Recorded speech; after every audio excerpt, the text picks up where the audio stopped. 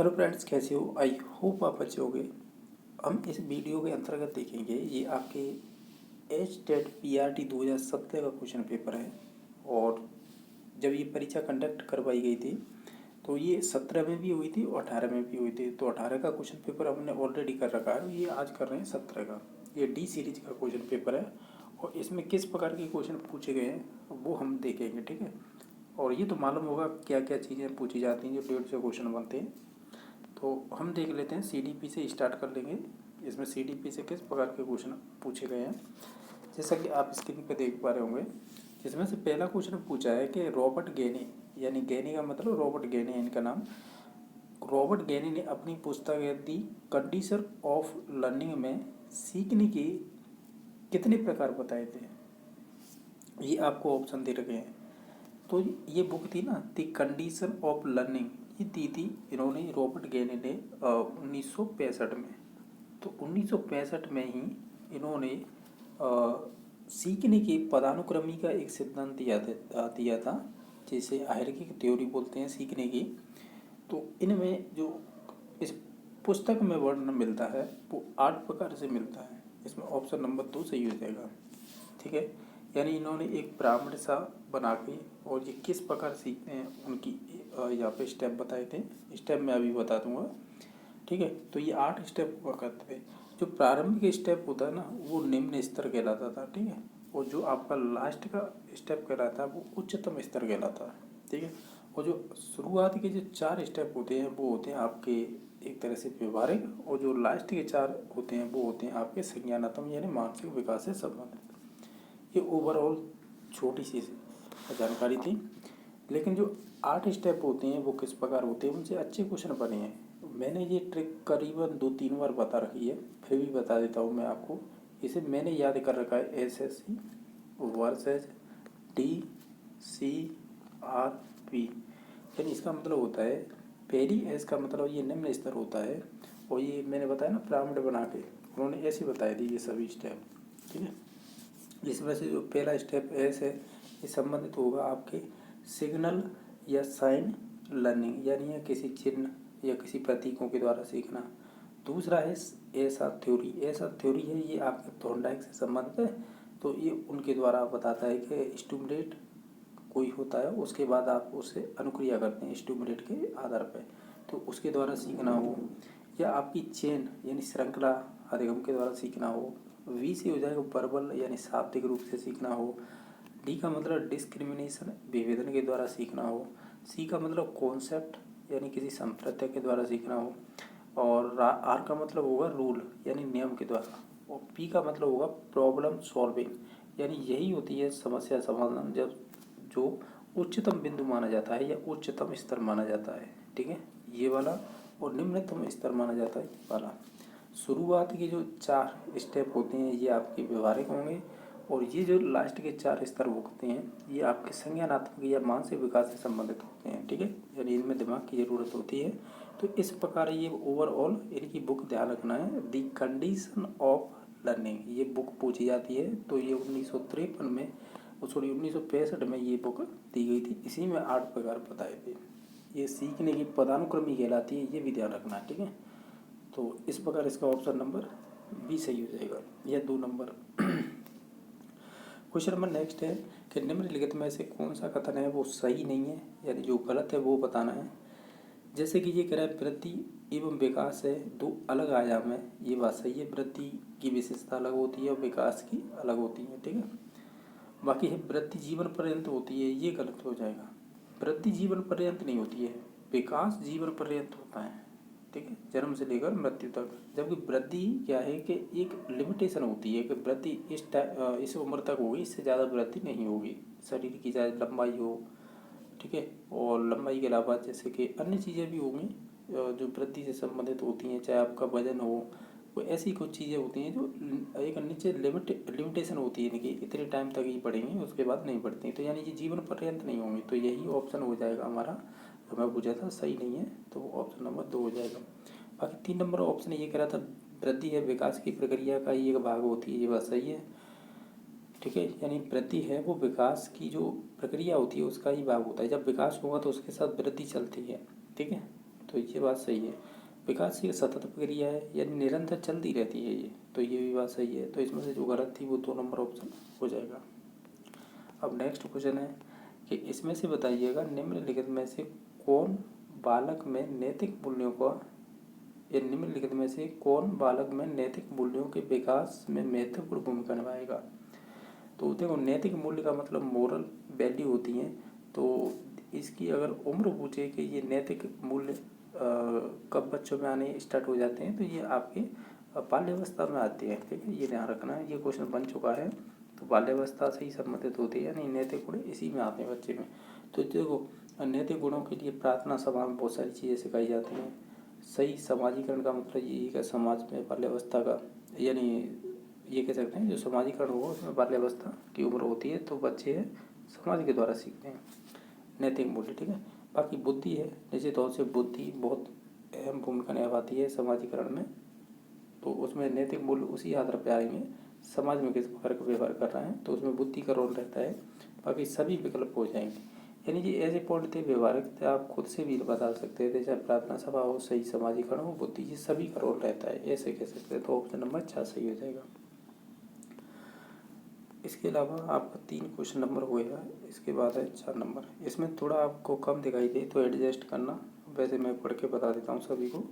ये कह रहा है कि निम्नलिखित में से कौन सा अनौपचारिक शिक्षा का स्रोत नहीं है, यानी अगर वो अनौपचारिक शिक्षा का स्रोत नहीं है तो वो फिर औपचारिक होगी। ध्यान रखना, एक तो होती है फॉर्मल जो औपचारिक, अनौपचारिक का मतलब इनफॉर्मल। फॉर्मल वो शिक्षा होती है जो हम स्कूल कॉलेजों में लेते हैं, वो शिक्षा मानी जाती है। अनौपचारिक शिक्षा इनफॉर्मल वो मानी जाती है जो रैंडमली कहीं से भी मिल जाती है, चाहे वो परिवार हो, पड़ोस हो, या अन्य कोई व्यक्ति हो उसके संपर्क में आते हैं तो उससे। ठीक है, तो ये देख कह रहा था कौन सा है अनौपचारिक शिक्षा का स्रोत नहीं है। जैसे माता पिता के द्वारा दी गई शिक्षा जी अनौपचारिक में आएगी। पड़ोस यानी पास पड़ोस दे रखा है, या आस पास पड़ोस हो सकता है इसमें। ठीक है, दे रखा है हम उसको ही पढ़ते हैं। देखो ये दे रखा है गिवन बाई नेबर्स, यानी वो ये आस पड़ोस, ठीक है, द्वारा दी गई शिक्षा, ये भी अनौपचारिक शिक्षा होती है। साथियों के समूह से प्राप्त शिक्षा, ये भी आपकी अनौपचारिक होगी। लेकिन कच्चे का शिक्षण होता है, ये पर्टिकुलर आपकी कच्चे का शिक्षण माना जाता है। कौन सा औपचारिक माना जाएगा ये, यानी फॉर्मल। तो इसका फिर ऑप्शन नंबर कौन सा हो जाएगा, 4 नंबर ऑप्शन हो जाएगा इसका राइट। बाकी ये तीनों शुरुआत के कथन थे वो आपके अनौपचारिक शिक्षा से संबंधित थे। क्वेश्चन नंबर 5वां है, अगर देख पा रहे हो, अगर ध्यान दें तो स्पष्ट नहीं दिख रहे हैं क्योंकि पुराना पेपर है इस वजह से। बाकी हम देख लेते हैं। इसमें पूछा है कि निम्नलिखित में से कौन सा है जो कार्य सूचक क्रिया भावात्मक पक्ष की नहीं है, यानी इसमें जो क्रियाएं दे रखी हैं तो भावात्मक पक्ष से संबंधित नहीं है, वो बताइए। तो जानते होंगे ये आपके विभिन्न प्रकार के शैक्षिक उद्देश्यों की बात की, अलग अलग मनोवैज्ञानिक, लेकिन मुख्यतः हम 3 ही पढ़ते हैं, ज्ञानात्मक, भावात्मक, क्रियात्मक। तो भावात्मक पक्ष की क्रिया कौन सी नहीं है वो बताना है। जैसे स्वीकार करना तो भावात्मक हो जाएगी, आज्ञा का पालन करना ये भी भावात्मक हो जाएगी, प्रभावित करना ये भी भावात्मक होगी। लेकिन फर्क करना, यानी यहाँ पे डिफ्रेंशिएट और करना, यानी एक तरह से अलग करना, तुलना करना, एक तरह से ये से है।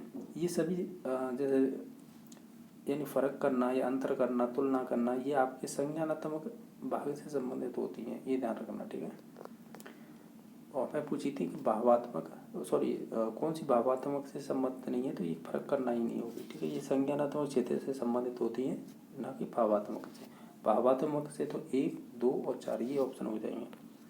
क्वेश्चन नंबर 6वां है, इनमें से बताइए आंतरिक अभिप्रेरणा का उदाहरण कौन सा होगा, यानी वो आपकी इनर, यानी आपकी मन की इच्छा के अनुरूप होगा, यानी आपके खुद की मोटिविटी से संबंधित। जैसे कि विद्यालय फुटबॉल टीम में चयन होना, ये आपका बाह्य हो जाएगा। स्वयं के लिए समस्या का समाधान करना, ये आपका इनर होगा, यानी स्वयं के लिए, समझ रहे हो। बाकी जन्मदिन पर पोशाक मिलना तो ये बाह्य हो जाएगा, और सभी विकल्प ये तो होगा ही नहीं, तो ऑप्शन नंबर इसका बी या 2 नंबर हो जाएगा। क्वेश्चन नंबर 7वां है, ये कह रहा है कि निम्नलिखित में से उत्तर बाल्यावस्था का लक्षण क्या है। जैसे कि देखा जाए तो हम ये कहते हैं कि ये होता है सामाजिक संकल्पना, यानी सामाजिक संकल्पना का मतलब ये है कि बच्चे में सामाजिकरण की गुण आ जाती है इसमें बाल्यावस्था में, और ये उत्तर वाले अवस्था ही कह रहा है ना, तो इसका मतलब इसमें आपकी सहानुभूति, परानुभूति, सहानुभूति हो गई, परानुभूति हो गई, तो इसके अलावा जो भी सामाजिक गुण होते हैं सहयोग वगैरह के, वो सभी आ जाते हैं इसमें। तो ये सामाजिक एक संकल्पना कहलाएगी, यह सोशल टेंडेंसी। ठीक है, इसी में सामाजिकरण के गुणों का विकास होता है ज़्यादातर। नेक्स्ट क्वेश्चन देख लेते हैं जो 8 नंबर है। 8 नंबर क्वेश्चन किस प्रकार पूछा है, ये कह रहा है आपसे कि निम्नलिखित में से कौन सा कथन सही नहीं है, यानी जो गलत है वो बताना है। ये कह रहा है कि मेधा, यानी मेधा का मतलब इंटेलिजेंट, और सृजनात्मक का मतलब हो जाएगा यहाँ पर क्रिएटिविटी, एक दूसरे के पर्यायवाची हैं। चलो हम इस चीज़ को छोड़ देते हैं और ऑप्शन देखते हैं और क्या कह रहे हैं कि एक मेधावी यानी एक होशियार, यानी जिनकी बुद्धि लब्धि अधिक होती है, एक मेधावी बालक हो सकता है, सृजनात्मक न हो।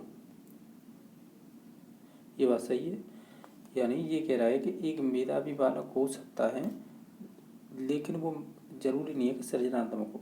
समझ रहे हो ना इस बात को, यानी उसकी बुद्धि लब्धि 140 है और ज़रूरी थोड़ी है कि वो क्रिएटिव हो, क्रिएटिव की अलग विशेषता होती हैं बच्चों की। ठीक है, तो ये बात सही है। तो तीसरा ऑप्शन है, ये एक सृजनात्मक बालक ऊंचे दर्जे का मेधावी हो सकता है, यानी एक सृजनात्मक बालक है और ऊंचे दर्जे का मतलब है, इसमें दे रखा है a create person may be high degree of intelligence. तो ये बात सही है, ऊंचे दर्जे का मतलब वो कह रहा है कि उसके बाद हाई डिग्री हो, तो निश्चित तौर से हो सकता है, इसमें कोई प्रॉब्लम नहीं है। तो ये बात सही है। सृजनात्मकता पोषण किया जा सकता है, अब इसकी इंग्लिश दे रखी है, ये बात सही है। पोषण का मीन्स ये है, यहाँ पर तो इंग्लिश दे रखी है इसकी, देखा जाए तो नर्टन, तो ये इसका मतलब पोषण का मतलब यही है कि जो भी उसे नीड है उन सभी चीज़ों को पोषित करना एक तरह से वही होगा। तो हम ये कहेंगे ओवरऑल 2, 3, 4 ये हो सकते हैं।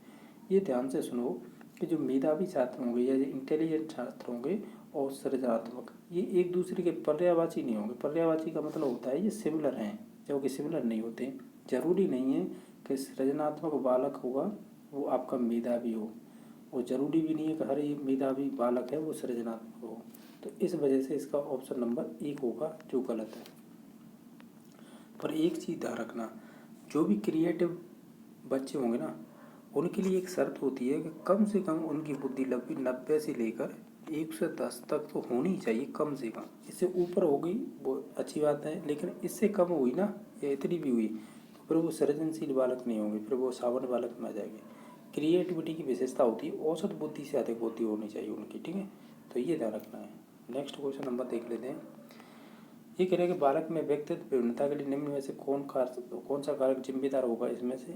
शायद वो माता पिता की मनोवृत्ति हो, जैसे आप एटीट्यूड बोल रहे हैं, या आपकी बुद्धि हो, या आपकी नस्ल हो। नस्ल मीन्स ये कि मानव है उस वजह से, बाकी स्थान हो, कोई भी चीज़ हो, ये सभी प्रभावित करेंगे आपके व्यक्तिगत विभिन्नता को। इस वजह से ये क्वेश्चन शायद डिलीट किया गया होगा, क्योंकि सभी ऑप्शन सही हैं इसमें। हम तो ये कह देते हैं एक उपयुक्त सभी लगा लेते हैं, ऑल सभी हो जाए 5 नंबर ऑप्शन। ठीक है, ये सभी सही हैं। क्वेश्चन नंबर नेक्स्ट है कि समांतर खेल क्या है। ये देखा जाए तो इसका मतलब क्या होता है, संधि विच्छेद करें हम फिर साइकोलॉजी के अंदर। समान प्लस अंतर सवर्ण की दीर्घ हो जाएगी, यानी समानांतर, इसमें दीर्घ संधि हो जाएगी। तो इसका मतलब है समूह में खेलना ये नहीं होगा, छोटे समूह का सहभागित्व तो ये भी नहीं होगा, रोल प्ले ये भी नहीं होगा, लेकिन हम ये कहेंगे अलग अलग खेलें और उन्हें खेलें तो हम समानांतर बोलेंगे। ऑप्शन नंबर 4 सही है। देख लो, व्यवहारिक क्वेश्चन पूछा है बिल्कुल इन्होंने। अब और भी देख लेते हैं क्वेश्चन क्या पूछे गए हैं। ये अगर आपको दिखाई नहीं दे रहा हो तो कोई प्रॉब्लम नहीं, मैं बता दूंगा पढ़ के। ये पूछा क्या था कि निम्नलिखित में से कौन सी शिक्षण व्यूह रचना है जो संज्ञानात्मक, भावात्मक एवं मनोगत्यात्मक बच्चों के तहत अधिगम उद्देश्यों को पूरा करती है। यानी ये कह रहा है चाहे तो आपका कॉग्निटिव हो, या आपका इफेक्टिव हो, या आपका साइकोमोटर हो, इन शिक्षण उद्देश्यों को कौन पूरा करेगा। जैसे कि व्याख्यान विधि, समूह चर्चा, या भूमिका निर्माण, या अभिक्रमित अनुदेशन। इसका राइट आंसर होगा रोल प्ले, यानी आप खुद से करके सीखेंगे वो ज़िंदगी में सबसे बेस्ट रहेगा।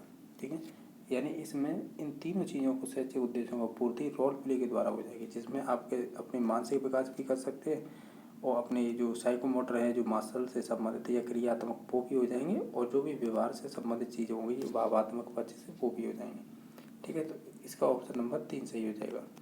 क्वेश्चन नंबर नेक्स्ट है, इसमें से बताइएगा निम्नलिखित में से कौन से पर्यावरणीय कारक व्यक्तित्व को प्रभावित करते हैं। तो चाहे तो वो आपका सामाजिक कारक हो, चाहे आपके संस्कृति कारक हो, चाहे वो आपके आर्थिक कारक हो, ये सभी प्रभावित करेंगे। तो ऑप्शन नंबर 4 सही हो जाएगा। क्वेश्चन नंबर नेक्स्ट है, इंग्लिश भी साथ ही साथ देखते चलो। ये है निम्नलिखित में से कौन सी विधि है जो प्राथमिक स्तर पर शिक्षण के लिए उपयुक्त नहीं है। जैसे समस्या समाधान विधि, गतिविधि उपागम, व्याख्यान विधि, प्रोजेक्ट मेथड। अगर इन सभी ऑप्शनों को देखें तो ये चाइल्ड सेंटर्ड हैं। चाइल्ड सेंटर्ड मीन से ये है कि बच्चा इनमें सभी में खुद से करके सीखता है, लेकिन व्याख्यान विधि में नहीं करता है ऐसा। तो यही है जो अपर क्लास के लिए होती है, यानी जो उच्च कक्षा होती हैं उनके लिए होती है व्याख्यान विधि। ठीक है, तो ये प्राथमिक स्तर के लिए उपयुक्त नहीं होगी। तो ऑप्शन नंबर 3 सही हो जाएगा। क्वेश्चन नंबर नेक्स्ट देख लेते हैं। हमने अभी कौन से नंबर का 13वां किया था, अब 14वां आएगा।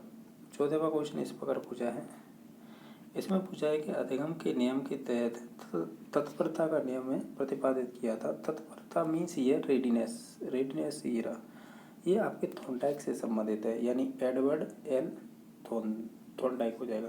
यानी तत्परता का जो नियम है ना, ये मुख्य आपके थॉर्नडाइक ने ऐसा थ्योरी में मुख्य नियम 3 बताए थे। वो कौन से थे? PTA, यानी P माने प्रभाव का नियम और T माने तत्परता का। तो यही पूछा था। तो ये किसे? थॉर्नडाइक से संबंधित है, जिसे बोलते हैं एडवर्ड एल थॉर्नडाइक ने। ठीक है, तो ऑप्शन नंबर 1 सही हो जाएगा। बाकी इसमें और भी ऑप्शन दे रखे थे। जी वॉटसन तो व्यवहारवादी हैं। इवान पेट्रोविच पावलर है, इन्होंने आपके CR थ्योरी दी थी, जिसे शास्त्रीय अनुबंधन सिद्धांत कहते हैं, या अनुबंध की बात की थी, अनुबंधन की, और इन्होंने कुत्ते पर प्रयोग किए थे। मैक्स वर्दीमर हैं, जो आपने नाम सुना होगा, गेस्टोल्टवादी या इनसाइट थ्योरी, तो वो ये मैक्स वर्दीमर उनसे संबंधित हैं। अब नेक्स्ट क्वेश्चन नंबर देख लेते हैं। इसमें पूछा है 15वें नंबर क्वेश्चन में कि निम्नलिखित में से किसी व्यक्तित्व की नैतिक वाली भुजा कहेंगे। अगर इन सभी ऑप्शनों को आप अगर ध्यान से देखें तो इसमें ये कह रहा है कि व्यक्तित्व की नैतिकता वाली भुजा कहेंगे, जैसे कि इड को कहेंगे, ईगो को कहेंगे, सुपर ईगो को, या इड सुपर ईगो को करेंगे। हम हैं जो आपकी सुपर ईगो है ना, ये सबसे बेस्ट रहेगी नैतिकता वाली भुजा। या भुजा का मीन्स ये है कि जिसमें नैतिकता की गुण ज़्यादा पाई जाए। तो ऑप्शन नंबर इसका 3 सही हो जाएगा। ये सिगमंड फ्राइड ने ये प्रकार बताए थे, इड ईगो सुपर ईगो। ठीक है, नेक्स्ट है, शिक्षा मनोविज्ञान की विषय वस्तु निम्न में से किन मुख्य कारकों के ओतप्रोत घूमती है। यानी जो आपकी एजुकेशन साइकोलॉजी है वो किस विषय वस्तु के मुख्य कारकों के ओतप्रोत घूमती है, मतलब उससे संबंधित होती है। तो देखो हम बात करेंगे, जैसे आपका शिक्षार्थी है और अधिगम अनुभव होंगे, जो भी वो लर्न करेगा एक्सपीरियंस सीखने में। बाकी शिक्षक है, अधिगम प्रक्रिया है, वो भी इसमें आएंगे। अधिगम परिस्थितियाँ, ये तीनों ही है ना, वो आपके एजुकेशन साइकोलॉजी की जो विषय वस्तु है उस मुख्य कारक में ओतप्रोत होते हैं, यानी ये संबंधित होते हैं। ठीक है, तो ऑप्शन नंबर 4 सही हो जाएगा। ये सभी इंपॉर्टेंट होते हैं ये सीखने की प्रक्रिया में। नेक्स्ट है, पुनर्वलन निम्नलिखित में से किस प्रक्रिया का भाग है। पुनर्वलन की बात करें ना, वो अधिगम का एक भाग हो गई, यानी पुनर्वलन है वो अधिगम से संबंधित है, ऐसे बोल सकते हैं अधिगम प्रक्रिया, क्योंकि अधिगम के सिद्धांत में ही आती है पुनर्वलन, जिसे हम रेनफोर्समेंट कह रहे हैं। तो हालांकि देखा जाए रेनफोर्समेंट की अगर थ्योरी की बात करें तो क्लार्क कहलाएगा, अगर उस पर सर्वाधिक प्रयोग करने वाले थे स्किनर, या फेमस करने वाले, ऐसे बोल सकते हैं। ठीक है, तो इस वजह से हमने अधिगम लगाया है कि अधिगम के सिद्धांतों में ही आता है। क्वेश्चन नंबर नेक्स्ट देख लेते हैं, जो 18वें नंबर का है। ये तो बिल्कुल ही दिखाई नहीं दे रहा है, लेकिन फिर भी देखो कोशिश करेंगे इसमें क्या लिखा है। इसमें लिखा है, देखो मुझे जैसा दिखाई दे रहा है कि प्याजे ने संज्ञानात्मक विकास की कितनी अवस्थाओं की व्याख्या की है। यानी आपके जीन प्याजे से पूछा है, सिंपल ही पूछा है ना, जीन प्याजे की आप तो अवस्थाओं के नाम बताइए कितनी थी। यानी कि आपको मालूम होगा इन्होंने संज्ञानात्मक विकास का सिद्धांत दिया था, जिसे कॉग्निटिव डेवलपमेंट थ्योरी बोलते हैं। उनमें इन्होंने 4 अवस्थाएं बताई थी, तो ऑप्शन नंबर 4 सही हो जाएगा, जिन्हें हम याद रखते हैं। Sensory motor stage, pre operational stage, concrete operational stage और फॉर्मल या जैसे ही एब्स्ट्रैक्ट बोल देते हैं, यानी SPC है। ठीक है, यानी SP है वो क्या पहनता है, कैप पहनता है, तो इस हिसाब से याद कर लो।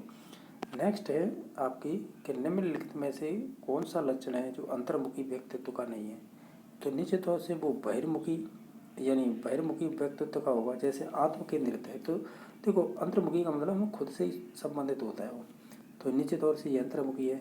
रूढ़िवादी ये भी अंतर्मुखी की विशेषता है। और जो डब्बू होना ये जो विशेषता दे रखी है ये भी आपकी संबंधित अंतर्मुखी। लेकिन सामाजिकता गुण होता है ना, तो ये बहिर्मुखी व्यक्ति होते हैं। ठीक है, तो ऑप्शन नंबर इसका 3 सही हो जाएगा।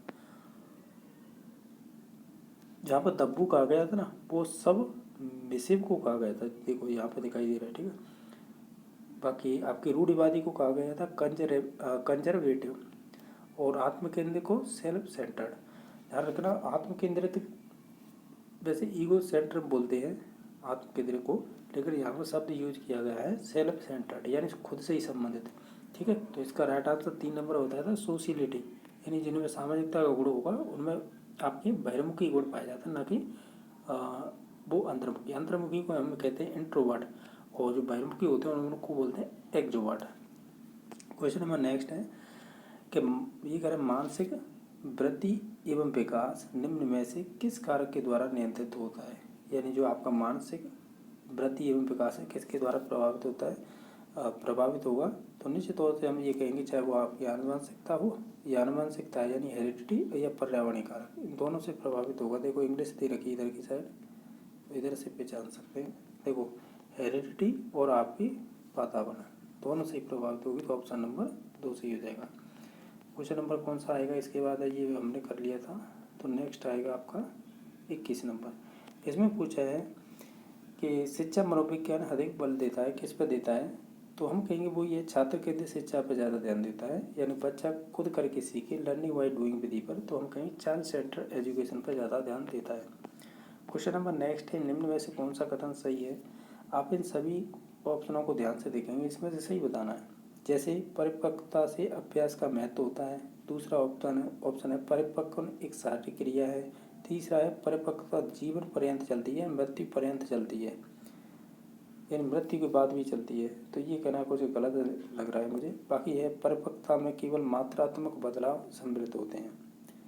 अगर आप इन सभी ऑप्शनों को ध्यान से देखें, एक चीज़ ध्यान रखना कि ये कह रहा है ना केवल, जिसमें केवल शब्द लग जाता है ना वो ऑटोमेटिकली गलत हो जाता है। हालांकि परिपक्वता मैच्योरिटी है ये आपकी जैविक की क्रिया यानी हेरिडिटी से संबंधित होती है, हेरिडिटी। ठीक है, तो इस वजह से भी ये भी गलत हो गया, केवल ये मात्रात्मक पक्ष की बात कर रहा था इस वजह से।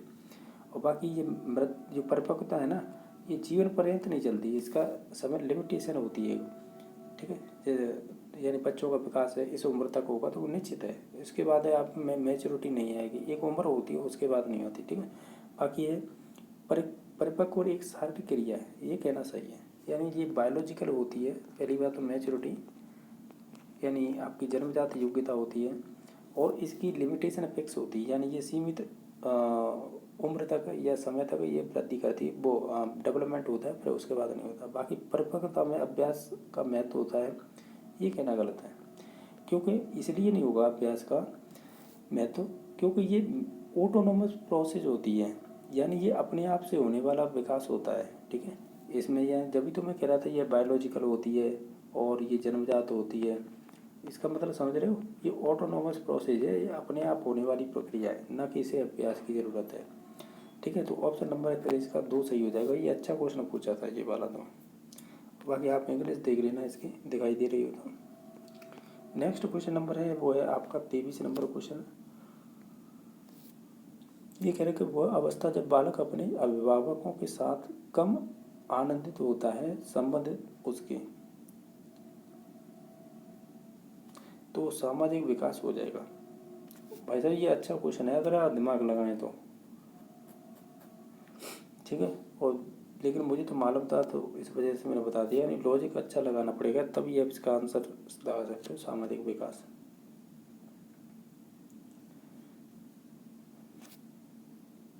ठीक है, तो ऑप्शन नंबर इसका 4 सही हो जाएगा। इसके अलावा नेक्स्ट क्वेश्चन नंबर है जो है 24 नंबर। ये कह रहा है किस बुद्धि लब्धि स्तर पर बालक सामान्य बुद्धि वाला कहलाएगा। यानी सामान्य बुद्धि वाले बालक कहलाएंगे जिनकी बुद्धि लब्धि 90 से लेकर 109 तक होती है। ये तो फिक्स है ना, ये तो आपको मालूम होगा इन चीज़ों का। बाकी 110 से 119 तक होती है, ये होती है एवरेज एबव, यानी जो आपके सामान्य बालक होते हैं उनसे ऊपर होती है, इन्हें बोल सकते हैं एवरेज एबव। बाकी 80 से 90 है, ये आपकी मंद बुद्धि वाले बालकों की हो जाएगी। ठीक है, नेक्स्ट देख ले। और बाकी जो 70 से 79 है ना, ये सीमांत वालों की हो जाएगी, जो बॉर्डर लाइन पे होते हैं उनकी। तो ये आप टर्मन की एक सारणी दे रखी है बुद्धि लब्धि की, उसी के आधार पर बताया था। नेक्स्ट है शिक्षार्थी की अभिरुचि एवं अभिक्षमता के बारे में वेद एवं विश्वसनीय निष्कर्ष पर पहुंचने की विधि कौन सी होगी। अभिरुचि का मतलब इंटरेस्ट हो जाएगा और अभिक्षमता का मतलब एप्टीट्यूड। एप्टीट्यूड होती है वो जन्मजात होती है, ये ध्यान रखना। ठीक है, तो इसके वेद और विश्वसनीय निष्कर्ष पर पहुंचने की कौन सी विधि बढ़िया रहेगी, वो रहेगी MCQ यानी वस्तुनिष्ठ। ये सबसे बेस्ट रहेगी क्योंकि इसमें आपकी भावनाओं और आपके जो भी इमोशंस है उनका प्रभाव नहीं पड़ता है, इस वजह से बेस्ट रहेगी। बाकी अंतर्निरीक्षण विधि, इंट्रोस्पेक्शन विधि है, इन पे तो प्रभाव पड़ जाएगा। प्रयोगात्मक विधि पे भी पड़ जाएगा, ये तो सही नहीं होंगी। ठीक है, तो होगी तो ऑप्शन नंबर 1 ही सही।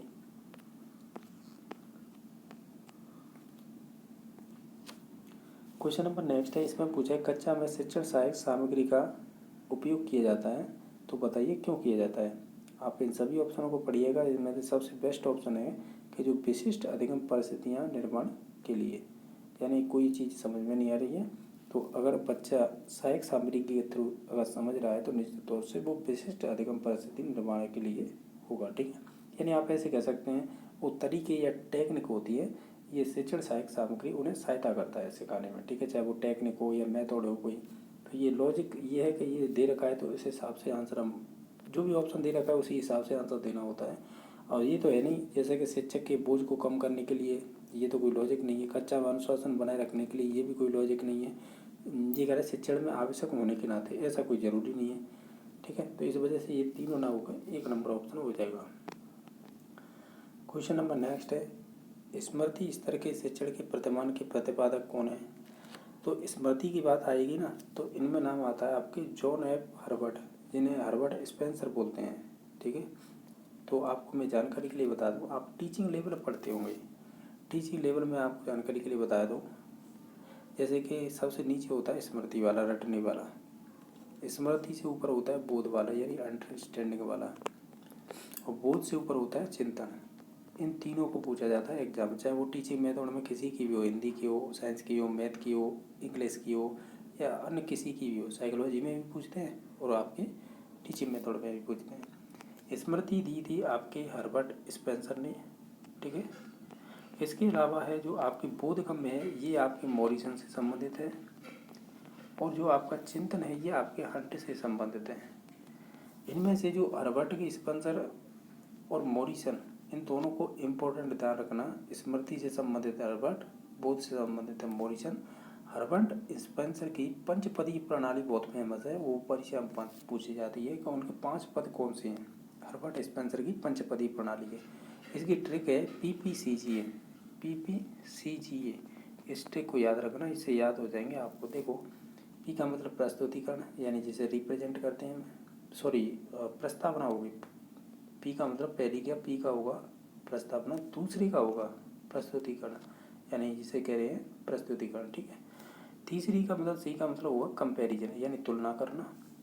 देखो, इसका तो मतलब पहले का तो प्रस्तावना, दूसरी पी का मतलब होगा प्रस्तुतिकरण, तीसरे का होगा तुलना यानी कंपैरिजन करना, सी का मतलब। ठीक है, जी का मतलब होगा सामान्यीकरण यानी जनरलाइजेशन करना, और ए का मतलब होगा एप्लीकेशन यानी उसे अनुप्रयोग यानी उसे प्रयोग में लाना। ये 5 स्टेप बताए थे उन्होंने, किसने, हर्बर्ट स्पेंसर ने। ये इंपॉर्टेंट है, ध्यान रखना।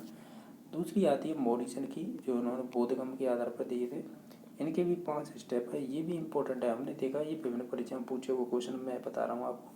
जैसे इनका पहला स्टेप कौन सा है, ये कहते हैं कि पहला स्टेप बच्चा खोज करेगा, फिर खोज करने के बाद उसका प्रस्तुतिकरण करेगा। ये स्टेप है, ये ध्यान रखना है, चाहे तो आप इंग्लिश इनकी ध्यान रखना या इनकी हिंदी। तीसरा है फिर वो इसे क्या करेगा, आत्मसातीकरण करेगा, आत्मीकरण बोल सकते हैं, या इसे इंग्लिश में एसिमिलेशन बोलते हैं। फिर चौथा स्टेप होगा कि फिर इसका क्या करेगा, वो संगठन करेगा या इसकी व्यवस्था बनाएगा। पांचवा स्टेप होता है वो वाचन करेगा। वो वाचन को ही हम बोलते हैं क्या, अभिव्यक्तिकरण। अभिव्यक्ति यानी उसे अभिव्यक्ति का मतलब एक्सप्रेस करना एक तरह से, वाचन का मतलब स्पीच करना। तो ये ध्यान रखना है, ठीक है। खोज, प्रस्तुतिकरण, आत्मीकरण, फिर उसके बाद आएगा आपका संगठन या जिसे व्यवस्था कह रहे थे, वाचन और अभिव्यक्ति। ये पांचवा स्टेप, ये चौथा स्टेप, ये तीसरा, दूसरा और पहला। और ये बताएं ना, ये बहुत इंपॉर्टेंट है, ध्यान रखना। जो विभिन्न परीक्षा होती है ना उनमें पूछे जाते हैं। बाकी नेक्स्ट क्वेश्चन नंबर कितना था, 27 कर लिया, अब 28 से देख लेते हैं। ये कह रहा है कि विद्यालय में से पाठ्येतर गतिविधियों का आयोजित किया जाना चाहिए, क्यों।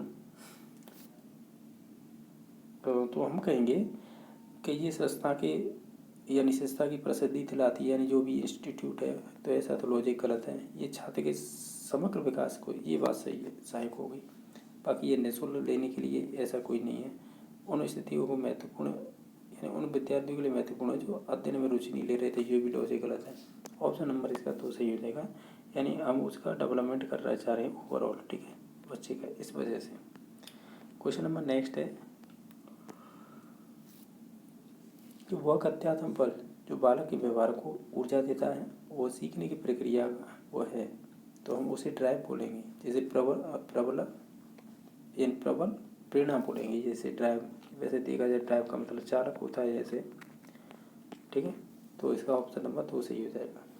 यानी जो आपकी कथ्यात्म बल है, जो आपके बालक के व्यवहार को ऊर्जा देगा, तो वह सीखने की क्रिया कहलाती है ड्राइव। क्वेश्चन नंबर नेक्स्ट है, इसमें बताना है कि निम्नलिखित में से कौन सा आयाम है जो मानसिक विकास के तहत आता है। तो मानसिक विकास तो भाषा ही आएगा। ध्यान रखना, यहाँ पे मैं 3-4 स्टेटमेंट बता देता हूँ। वाइगोत्स्की कहते हैं पहले बच्चे की भाषा आएगी, फिर उसके बाद उसका संज्ञान आएगा यानी ज्ञान। फिर जीन पियाजे आते हैं, जीन पियाजे कहते हैं न, पहले संज्ञान है यानी अपना ज्ञान आएगा या माइंड में, उसके बाद फिर वो भाषा आएगी। तो इनमें ये विवाद बना रहता है कि पहले भाषा आएगी कि संज्ञान, इन दोनों का। ये तो वाइगोत्स्की बोलते हैं और ये बोलते हैं आपके जीन पियाजे, ठीक है। और जेन और ब्रूनर हुए हैं, उन्होंने कहा है कि दोनों का ही रोल महत्वपूर्ण होता है, चाहे वो आपकी भाषा हो चाहे आपका संज्ञान हो, ठीक है। ब्रूनर ने बताया था, ब्रूनर ही थे जिन्होंने इसके फोल्डिंग शब्द दिया था, ये भी ध्यान रखना है। और लेकिन इसकी व्याख्या सर्वाधिक की थी आपके वाइगोत्स्की ने। तो इसमें बताना था कि मानसिक विकास के तहत आता है, तो वो आपकी भाषा आती है, ठीक है। तो ऑप्शन नंबर 1 सही हो जाएगा।